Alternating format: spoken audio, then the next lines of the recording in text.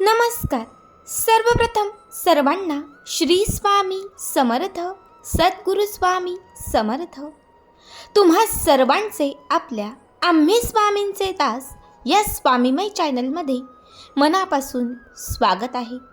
स्वामी तुम्हा सर्वांच्या सर्व इच्छा पूर्ण करोत एवढीच स्वामींच्या चरणी प्रार्थना करते आणि आपल्या आजच्या या नवीन आणि सुंदर व्हिडिओला पुन्हा एकदा नव्याने सुरुवात करते. भक्तांनो, मी नेहमीच तुम्हाला आपल्या स्वामींचे दास या चॅनलमध्ये स्वामींचे असंख्य चमत्कार, हम गया नहीं जिंदा है या वाक्याची अनुभूती देणाऱ्या असंख्य घटना सांगत असते.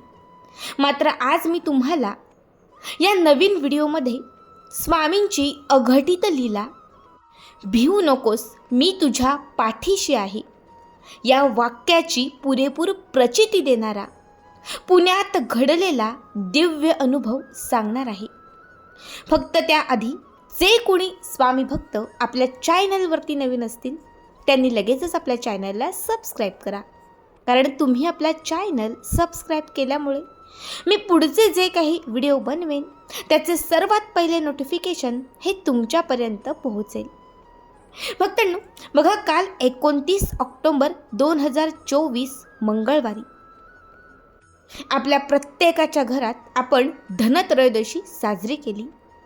त्याप्रमाणेच सौ वेदिका साने या ताईंच्या घरी देखील धनत्रयोदशीची पूजा होती. मात्र त्याच दरम्यान या ताईंच्या घरात जे घडले हे या ताईंच्याच शब्दात ऐका. पुढील संपूर्ण घटना ही या ताईंच्याच शब्दात. ताई म्हणतात, सर्वप्रथम सर्वांना श्री स्वामी समर्थ, सद्गुरु स्वामी समर्थ. मी सौ वेदिका साने. मी पुण्यातील एका कंपनीत वर्कर वुमन आहे. माझे मिस्टर हे ऑटो चालवतात. घरात 2 मुले. आमची आर्थिक परिस्थिती ही थोडीशी बिकट. दिवाळीचा सण आला की सगळ्यांनाच आनंद, कारण या दिवाळीत आपण कपडे, फराळ, शॉपिंग, कंदील, फटाके हे सगळं घेत असतो. माझ्याही मुलांना यावर्षी नवीन कपडे आणि फटाके हवे होते, पण या दिवाळीत आमच्याकडे पैसेच नव्हते. मिस्टरांनी आत्ताच न्यू ऑटो घेतली, त्याचेच काही हप्ते अजून बाकी होते. मलाही पोट भरेल इतकाच पगार. आता दिवाळीत सामान कसं भरायचं आणि मुलांना कपडे कसे घ्यायचे हा सर्वात मोठा आमच्यासमोर प्रश्न होता. मात्र माझा स्वामींवरती खूप विश्वास होता. मी खूप वर्ष स्वामी सेवेत आहे आणि स्वामींचे खूप चमत्कार मी स्वतः अनुभवले आहे. त्या दिवशी देखील मी सर्व स्वामींवर सोडले. काहीतरी मार्ग दाखवा म्हणून मी त्या दिवशी पहिल्यांदाच स्वामींसमोर खूप रडले. खरं तर आमच्या कंपनीचा पगार हा प्रत्येक महिन्याला 10 तारखेला होतो, त्यामुळे पगार व्हायलाही खूप उशीर होता. आता मुलांना कसं समजवायचं हाच प्रश्न आमच्यासमोर होता.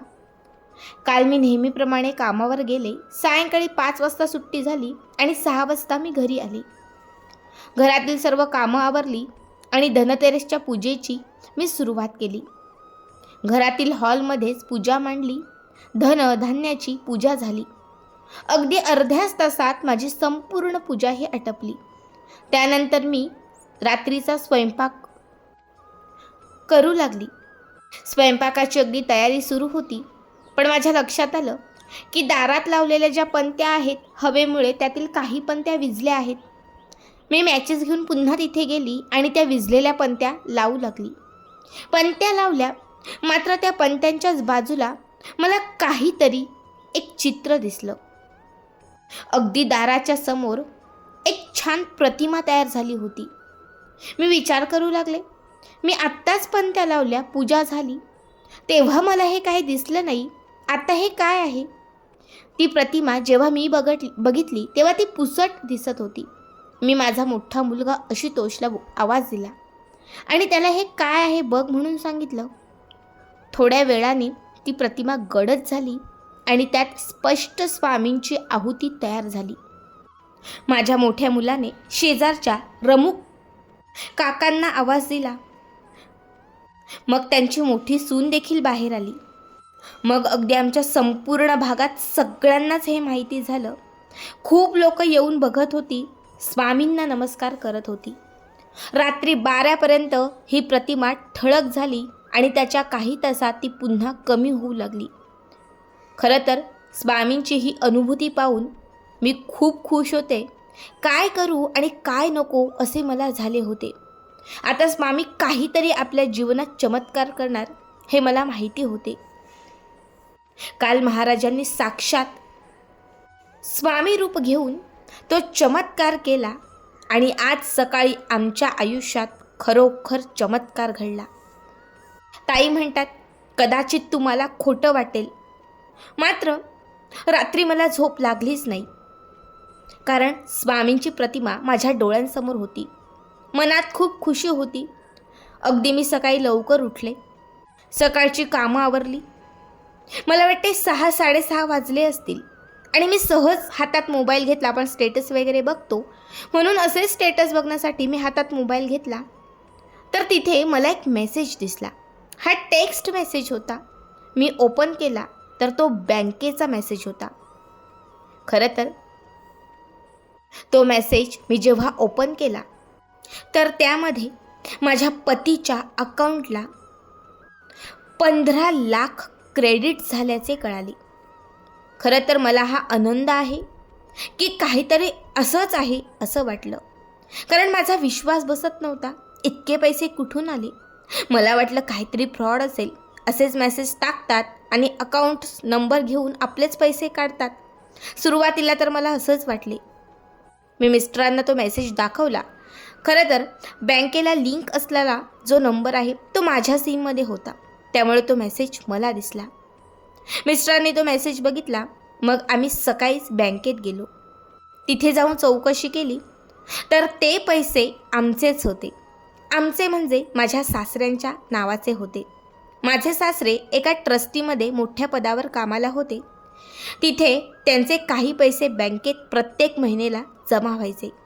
गेली 42 वर्ष त्यांनी तिथे सेवा केली होती. मात्र मागच्या 2 वर्षांपूर्वी त्यांचे निधन झाले होते. त्यांच्या बँक अकाउंटला नॉमिनल म्हणून माझ्या पतींचे नाव होते. त्यामुळे इतक्या वर्षांचे ते फंडाचे पैसे माझ्या पतीच्या अकाउंटला आले होते. ताई म्हणतात, स्वप्नातही नव्हतं असं काही होईल. इतका मोठा चमत्कार कधी आयुष्यात घडून जाईल. मात्र हे झाले, हे सत्य झाले आणि हे केले ते स्वामींनी. कारण त्यांचे चमत्कार मी नेहमीच अनुभवले. स्वामींनी काल धनत्रयोदशीला स्वतः रूप घेऊन मला प्रचिती दिली. मी आहे म्हणून त्यांनी आम्हाला अनुभूती दिली आणि काही क्षणांत आमच्या नशिबाचे फासेच बदलले. खरंच आपली आणि आपल्या परिवाराची चिंता ही आपल्यापेक्षा जास्त स्वामींनाच असते, हे मला त्या दिवशी कळून चुकले. खरंच स्वामी शक्ती अघात आहे आणि स्वामी लीला अफाट आहे. स्वामी तुमचे हे ऋण कधीच फिटणार नाही. कितीही सेवा केली तरी तुमचे उपकार मला फिटताच येणार नाही. आयुष्यभर माझ्यासोबत राहा. आयुष्यभर मला तुमची सेवा करू द्या. तुमचे चरण मला प्रत्येक जन्मात मिळू द्या. आणि ताई म्हणतात, आम्ही स्वामींचे दास या चॅनलचेही मी खूप आभार मानते. कारण त्यामुळेच आज मला अगदी काल माझ्या आयुष्यात घडलेला हा अनुभव सर्वांसोबत सांगता आला. ताई म्हणतात, हम गया नहीं जिंदा है. हे वाक्य स्वामींचे आहे. हे वाक्य स्वामी म्हणतात ना, तर त्या वाक्यावर खरंच विश्वास ठेवा. कारण जेव्हा जेव्हा तशी वेळ येते तेव्हा ते वाक्य आपल्या कामी येतं.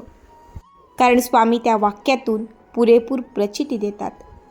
स्वामी माझ्या आयुष्याचे खरंच तुम्ही फासे बदलवले. एक 0 होते मी, मात्र मला आणि माझ्या पतीला तुम्ही हिरो केले. श्री स्वामी समर्थ, सद्गुरू स्वामी समर्थ. भक्त हो, अगदी आज काही वेळापूर्वीच ताईंनी शेअर केलेला हा अनुभव आज मी तुमच्यासोबत शेअर केलेला आहे. तुम्हाला हा ताईंचा अनुभव कसा वाटला कमेंट करा. तुमचेही काही असे अनुभव असतील तर ते आपल्या चॅनलवरती शेअर करा आणि असे छान छान अनुभव पाहण्यासाठी आपल्या चॅनलला सबस्क्राईब करा. श्री स्वामी समर्थ. जय जय स्वामी समर्थ.